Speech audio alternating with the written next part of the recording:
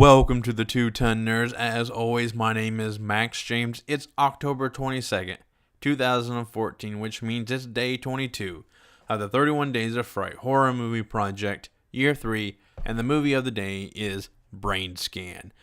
Now, what can I say about this movie? This is the one movie that I have gone the longest without seeing, because I've always been trying to find it, and I really haven't really put that much thought into finding it.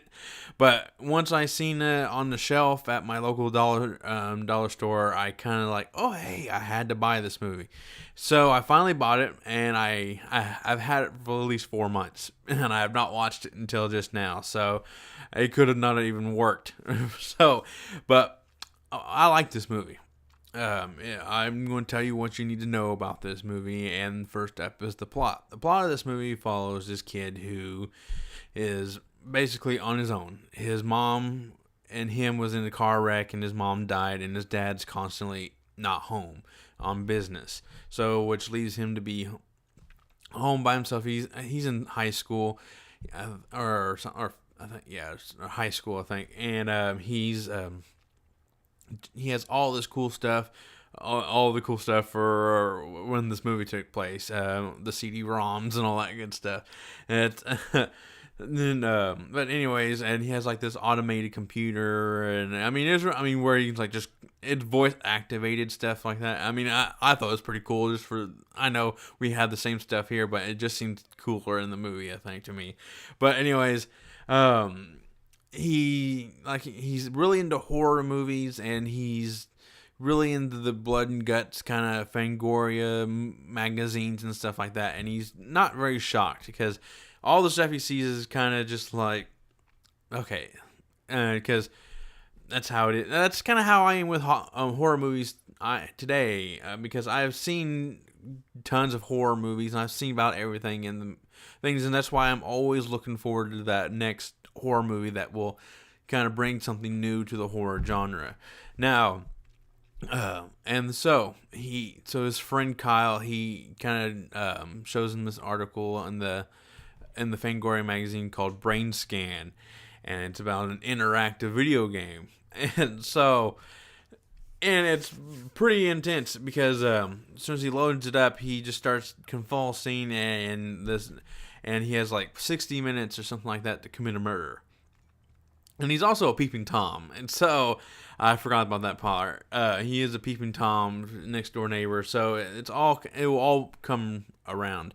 So after he loads up the game, he starts convulsing, and he has like 60 minutes in order to do this, complete a murder, basically. And then after he commits the murder, then the trickster shows up, who is played by T. Ryder Smith, who you may recognize his voice from the BioShock games. So if you know who that is, you'll know what I'm talking about.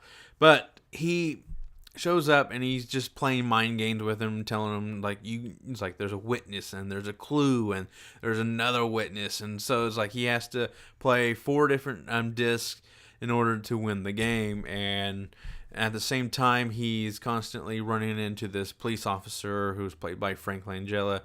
And it's pretty cool. And it's not really traditional horror, because there's really the blood and guts in this movie is very minimal. But it's kind of intense in some scenes.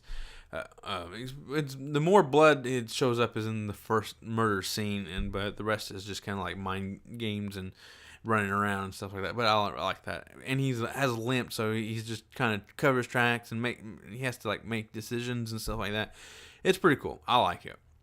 Now, for the acting, I thought the acting was actually pretty decent. The main star is Edward Furlong. You may recognize him from Terminator 2, Judgment Day, and a few others. He was, I think, the recent movie that I seen him in was in the Green Hornet movie. He played just a goon that gets killed right off the bat. So that was the last time I seen him in a movie, and I know he kind of had some troubles.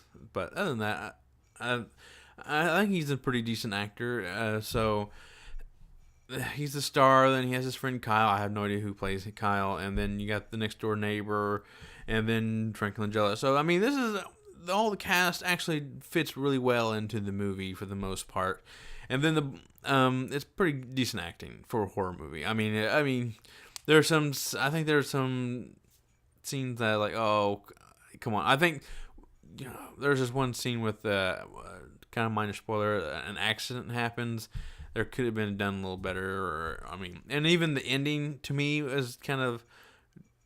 I liked the ending. I mean, it was kind of anticlimactic in some ways, but in the realm of the movie, it fits. So, but blood and guts. The blood was very minimal, but it was still okay. I mean, most of the blood comes from the very first disc he had to play, the murder, and mainly just from him stabbing the victim and then cutting off the foot and stuff like that. But the rest of it is just more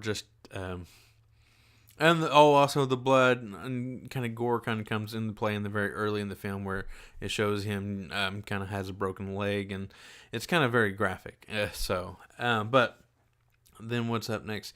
I like the whole movie itself. I really like the movie, even though what I'm about to say may tarnish the movie a little bit, or not tarnish it. It just kind of, I have to be honest, because even though it's good to me, it may not be good to others, so I'm going to have to be kind of honest about this. Now it's time for my classification scale. First up being 1, run-of-the-mill horror, 2, best watch with a group, 3, more than average horror, but adds nothing to do with the horror genre, 4, helps move the horror genre forward, and 5, being a horror classic. Now, I really like this movie a lot. When I first watched it with years ago. I think I was